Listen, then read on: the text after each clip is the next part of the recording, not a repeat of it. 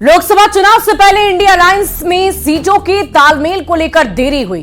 अब seat sharing के बाद विपक्षी गठबंधन के भीतर बागियों ने मुसीबत खड़ी कर रख दी है। पूर्णिया सीट छोड़ने को पप्पू यादव तैयार नहीं है, तो सीवान से दिवंगत सांसद मोहम्मद शहाबुद्दीन की पत्नी हिना शहाब ने निर्दलीय ताल ठोकने का ऐलान कर दिया है। पहले से ही कटिहार और नवादा सीट पर अपनों ने नाराजगी जता दी है और ऐसे में सवाल यही कि क्या इंडिया अलायंस का खेल बिगाड़ेंगे बागी।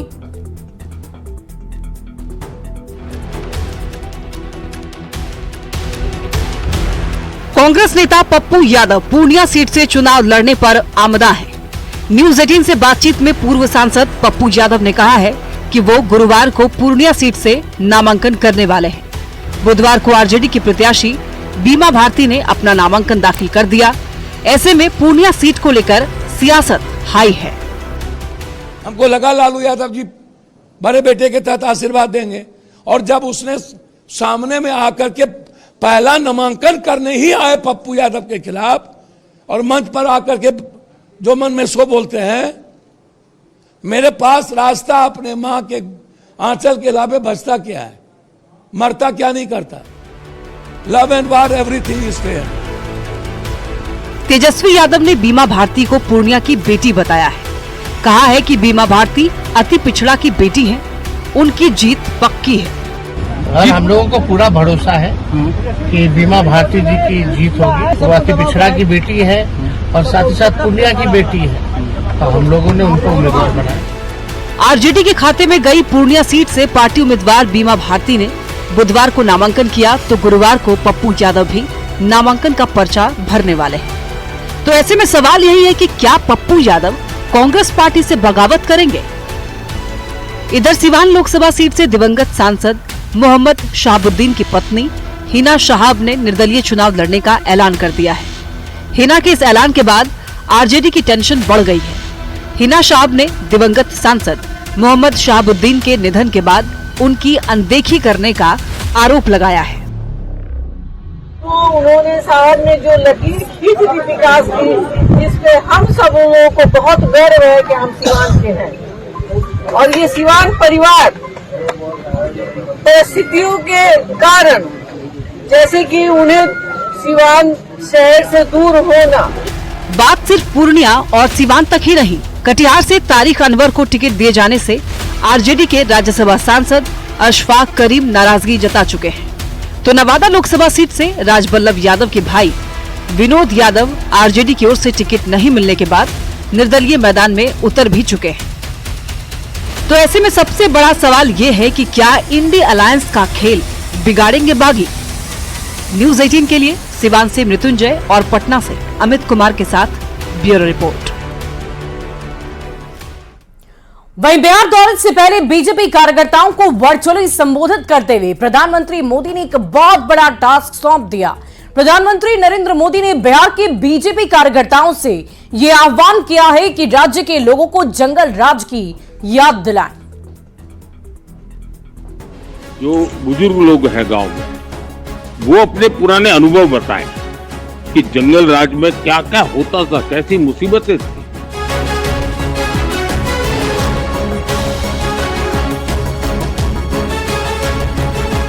4 अप्रैल को प्रधानमंत्री नरेंद्र मोदी बिहार आ रहे हैं। जमुई में रैली कर मोदी एनडीए के चुनावी प्रचार का शंखनाद करेंगे। उसके पहले 2 अप्रैल की शाम को पीएम मेरा बूथ सबसे मजबूत कार्यक्रम के तहत बीजेपी कार्यकर्ताओं के साथ वर्चुअली जुड़े और बीजेपी कार्यकर्ताओं को एक बहुत बड़ा टास्क दे दिया। प्रधानमंत्री नरेंद्र मोदी ने बिहार के बीजेपी कार्यकर्ताओं से आह्वान किया है कि वो राज्य के लोगों को जंगल राज की याद दिलाएं, साथ में लालू राबड़ी राज और सीएम नीतीश के नेतृत्व वाली एनडीए सरकार के बीच भी फर्क बताएं। और पुराने लोगों से कहें, जो बुजुर्ग लोग हैं गांव में, वो अपने पुराने अनुभव बताएं कि जंगल राज में क्या क्या होता था, कैसी मुसीबतें थी। और जब वो लोग बताएंगे तो ये नई पीढ़ी को पता चलेगा, माताओं बहनों को याद आएगा। जंगल राज की याद दिलाने के पीएम मोदी के आह्वान के बाद बिहार में सियासी बहस छिड़ गई है। जेडीयू ने पीएम मोदी के इस चुनावी मंत्र का स्वागत करते हुए लालू राबड़ी राज पर निशाना साधा है, तो दूसरी ओर आरजेडी ने प्रधानमंत्री के बयान पर सवाल खड़ा करते हुए पलटवार कर दिया है। तो इस जंगल राज से बिहार को बचाकर इतना आगे लाई है। 118 नरसंहार का बिहार, खेत खलिहान में आग लगा हुआ था, दिन में भी लोग निकलने में भयभीत रहते थे। उनको ये भी कहना चाहिए था कि 14 मैंने जो वादा किया था बेरोजगारों को साल में एक साल में 2 करोड़ बेरोजगारों को रोजगार देने का और किसानों के उपज का दोगुना दाम देने का, देश से महंगाई भगाने का, उनको ये भी बात कहनी चाहिए। हालांकि ये कोई पहला मौका नहीं जब प्रधानमंत्री ने जंगल राज का जिक्र किया हो। प्रधानमंत्री नरेंद्र मोदी जब भी बिहार में कोई चुनावी रैली करते हैं तो जंगल राज का जिक्र जरूर करते हैं। दरअसल 1990 से लेकर 2005 के दौरे को बीजेपी जंगल राज कहती है। रेप, हत्या, अपहरण, डकैती की घटनाओं को लेकर बीजेपी निशाना साधती है। साथ में अपराध के मुद्दे पर लालू राबड़ी शासन पर टिप्पणी करते हुए बीजेपी हर चुनाव में जंगल राज को ही मुद्दा बनाती है। यही वजह है कि एक बार फिर प्रधानमंत्री नरेंद्र मोदी ने बीजेपी कार्यकर्ताओं को टास्क दे दिया है कि वो नए वोटर्स को ये बताए कि लालू राबड़ी के शासन के दौरान बिहार में क्या स्थिति थी। न्यूज़ 18 के लिए पटना से आनंद अमृतराज के साथ ब्यूरो रिपोर्ट। और बिहार के पूर्व deputy CM Sushil Kumar Modi cancer की गंभीर बीमारी से पीड़ित हैं। सुशील मोदी ने खुद इसकी जानकारी अपने सोशल मीडिया अकाउंट एक्स पर पोस्ट कर दी है। बीजेपी के वरिष्ठ नेता सुशील मोदी की बीमारी की खबर सुनकर तमाम सियासी पार्टियों के नेताओं ने दुख जताते हुए उनके जल्द स्वस्थ होने की कामना की।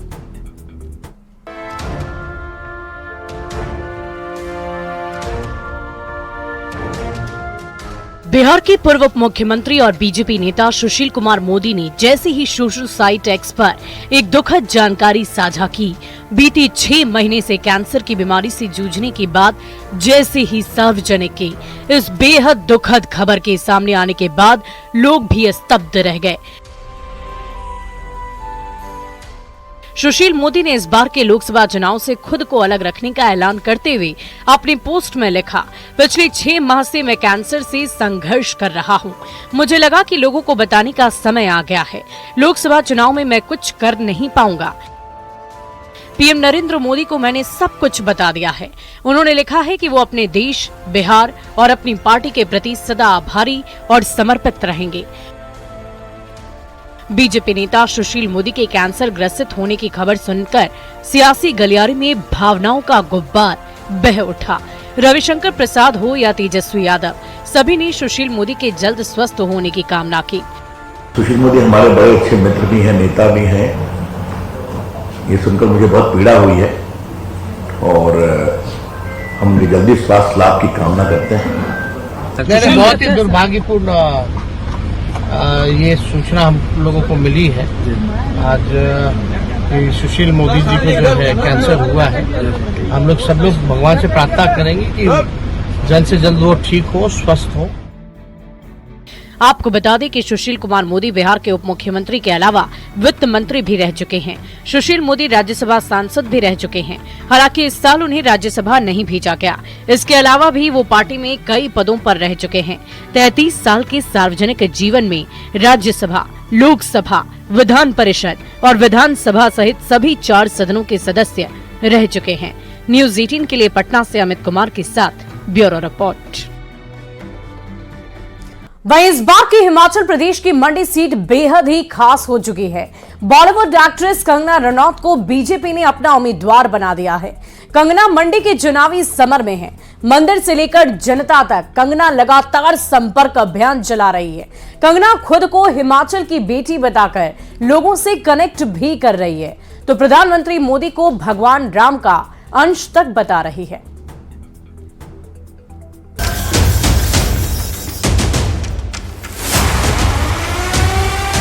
मंडी के चुनावी अंगना में कमल खिलाने उतरी कंगना बिना थके और बिना रुके अपने प्रचार अभियान में लगी हुई हैं।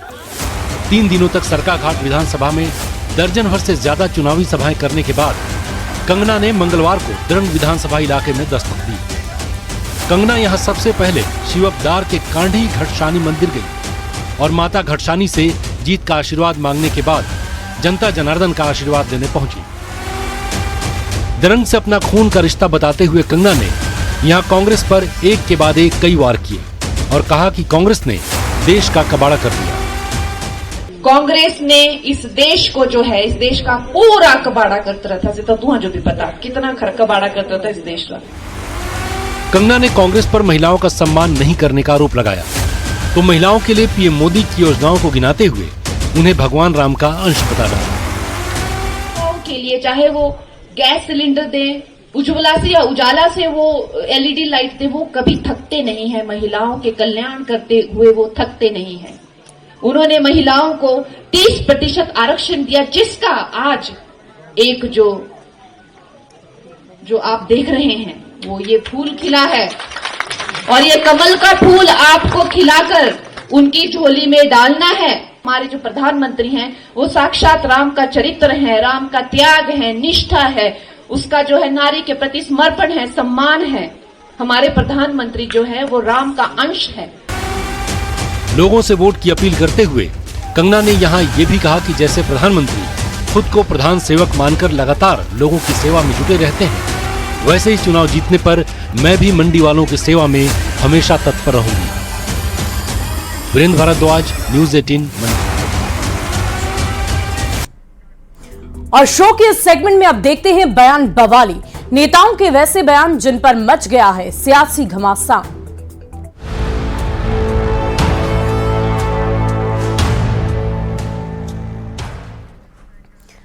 आरजेडी नेता और सारण सीट से पार्टी प्रत्याशी रोहिणी आचार्य ने कहा है कि उन्हें गर्व है कि वो लालू प्रसाद और राबड़ी देवी की बेटी है। वहीं 400 पार वाले बीजेपी के नारे पर तंज कसते हुए कहा कि जनता जनार्दन तय करेगी जीत और हार। ऐसा लग रहा है जैसे ईवीएम अभी से ही हैक कर लिया गया हो। बयान बवाली में सुनी रोहिणी आचार्य को। लगाने दीजिए ना, हम तो बहुत प्राउड हैं कि हम लालू यादव की बेटी हैं, राबड़ी देवी की बेटी हैं। अब बाकी लोग का तो कोई परिवार है ही नहीं, मुझे तो मालूम। 400 पार का नारा दे रही है मोदी सरकार, पॉसिबल है? अब तो जनता ना डिसाइड करेगी, हम और वो लोग थोड़ी डिसाइड करने वाले। तो ऐसा बात करेगी जैसे पूरा ईवीएम अभी से हैक कर लिए हैं कि 400 पार हो जाएगा। तो जनता जनार्दन ना जिताएगी या हराएगी। और बीजेपी के राष्ट्रीय अध्यक्ष जेपी नड्डा ने विरोधियों पर प्रहार करते हुए पार्टी के उसूलों से भटकने का आरोप लगाया है। मध्य प्रदेश के जबलपुर में एक सभा को संबोधित करते हुए नड्डा ने कहा कि देश की एकमात्र पार्टी बीजेपी ही है जो जनसंघ के एक देश में 2 विधान 2 प्रधान 2 निशान नहीं रहने के नारे को जम्मू कश्मीर से धारा 370 को हटाकर दिखा दिया। जो वैचारिक निष्ठ पार्टी हो, एक पार्टी बता दो जो आइडियोलॉजिकल बेस हो, एक party including Indian national Congress, एक पार्टी बता दो। जो सोशलिस्ट चले थे वो कैपिटलिस्ट बन गए, उनका सोशलिज्म का नारा धरा का धरा रह गया। जो मध्य मार्गी चले थे वो दक्षिण मार्गी हो गए। लेकिन अकेली भारतीय जनता पार्टी है जिसने अगर सन 51 और 52 में जनसंघ ने कहा एक देश में 2 निशान 2 विधान 2 प्रधान नहीं रहेंगे, तो 2019 की अगस्त महीने में हम लोगों ने धारा 370 को धाराशाही कर दिया। ये हमारा वैचारिक। और आइए प्रधानमंत्री के इस सेगमेंट में देखते हैं ऐसी तस्वीरें जो सियासत के लिहाज से सोशल मीडिया पर बहुत तेजी से वायरल हो रही है।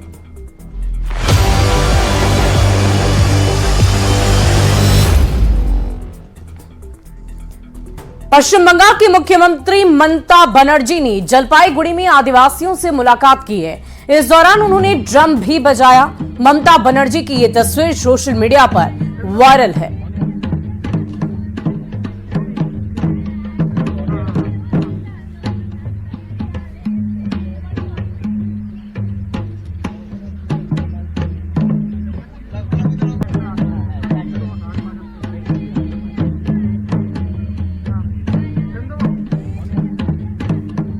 और चुनावी वायरल में अगली तस्वीर आपको अमित शाह के दिखाते हैं। कर्नाटक के रामनगर इलाके में केंद्रीय गृह मंत्री अमित शाह ने भव्य रोड शो किया है।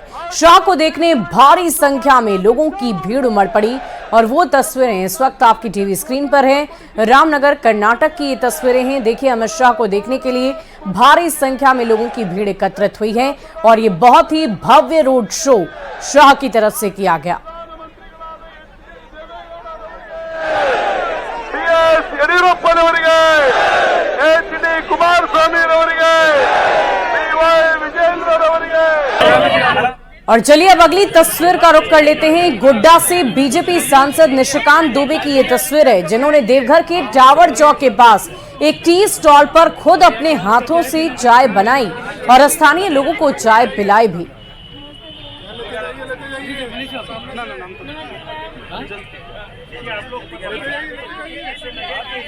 चुनावी वायरल में अगली तस्वीर अखिलेश यादव की। समाजवादी पार्टी प्रमुख अखिलेश यादव लखनऊ में इफ्तार पार्टी में शामिल हुए। रमजान के पवित्र महीने में अखिलेश मुस्लिम बिरादरी के लोगों का रोजा तोड़वाया और खुद इफ्तार में शरीक भी हुए।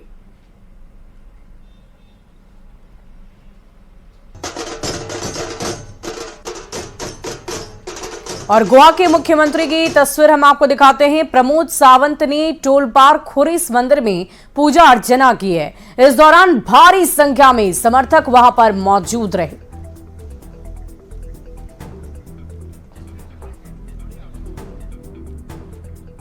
और प्रधानमंत्री के शो के आखिर में देख लेते हैं फटाफट अंदाज में चुनाव से जुड़ी 24 खबरें, यानी कि चुनावी 24 साल।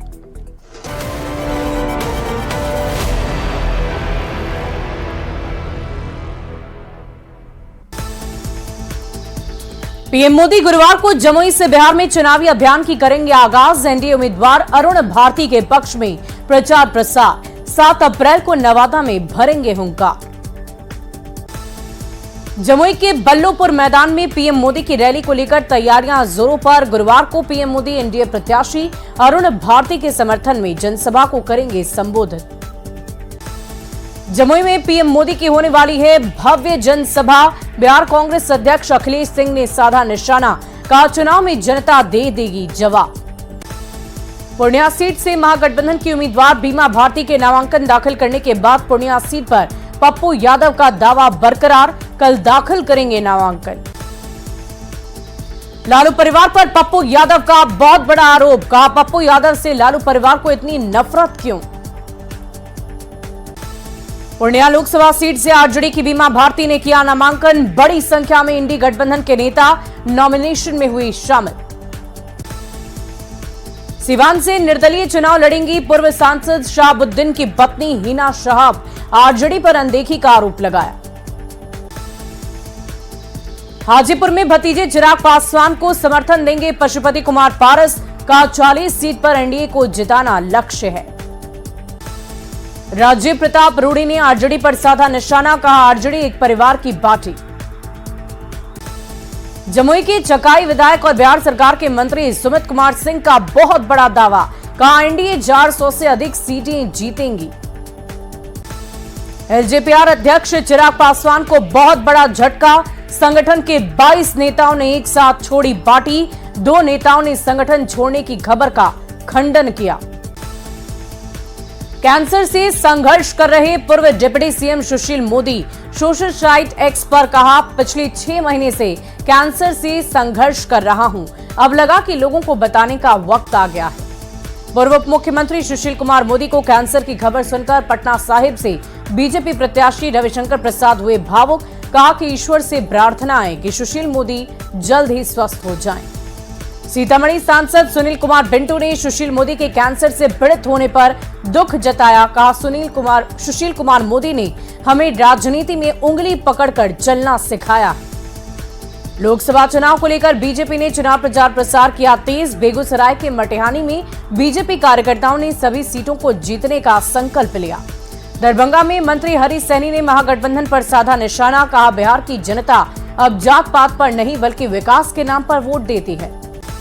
गन्ना मंत्री कृष्ण नंदन पासवान ने अजय निषाद के कांग्रेस में शामिल होने पर दिया बड़ा बयान, कहा अजय निषाद ने आत्मघाती कदम उठाया। कटिहार के बलरामपुर में माले विधायक महबूब आलम के खिलाफ आदर्श आचार संहिता उल्लंघन का केस किया गया दर्ज। बिना परमिशन के माले विधायक ने गाड़ी में पार्टी का झंडा लगाया। राजीव प्रताप रूडी की औद्योगिक बदहाली के लिए लालू को जिम्मेदार ठहराने के आरोप पर आरजेडी का पलटवार। एमएलसी सुनील सिंह ने कहा, आसमान में उड़ने वाले लोगों को जमीन का विकास नजर नहीं आता। पूर्व मुख्यमंत्री जीतन राम मांझी का बयान, कहा गया में पीएम मोदी जनसभा को संबोधित करेंगे। बगहा बीजेपी संगठन के नेता दीपक यादव ने पार्टी के सभी पदों से दे दिया इस्तीफा, आरजेडी ज्वाइन करने की चर्चा। हेमंत सोरेन का जेएमएम और सीएम चंपाई सोरेन को संदेश, समर्पित कार्यकर्ताओं को दी जेएमएम का टिकट। चाईबासा में बीजेपी प्रत्याशी गीता कोड़ा ने चलाया जनसंपर्क अभियान, लोगों से पीएम मोदी के कार्यों को बताकर वोट की अपील की। रंगदारी अवैध बालू खनन पर रांची के ईडी ऑफिस में पूर्व मंत्री योगेंद्र साव से हुई पूछताछ, जांच एजेंसी को बताया निष्पक्ष। और प्रधानमंत्री की इस खास पेशकश में अभी के लिए बस इतना ही, पर आखिर में चलते चलते आपको चुनाव से जुड़ी कुछ रोचक जानकारियां भी देते हैं। तो पूरी जानकारी आपको देंगे। क्या आप जानते हैं कि चुनाव प्रचार के लिए पहली बार 1952 में फिल्म बनाई गई थी। इंदिरा गांधी के पति फिरोज गांधी 1952 में रायबरेली सीट से विजयी रहे। नेहरू गांधी फैमिली के पहले व्यक्ति थे जिन्होंने चुनाव में जीत दर्ज की। लक्षद्वीप देश का सबसे छोटा चुनावी क्षेत्र है और लक्षद्वीप में कुल मिलाकर मतदाताओं की संख्या 36,000 है। 1984 लोकसभा चुनाव में सबसे ज्यादा 63.3% वोटिंग हुई।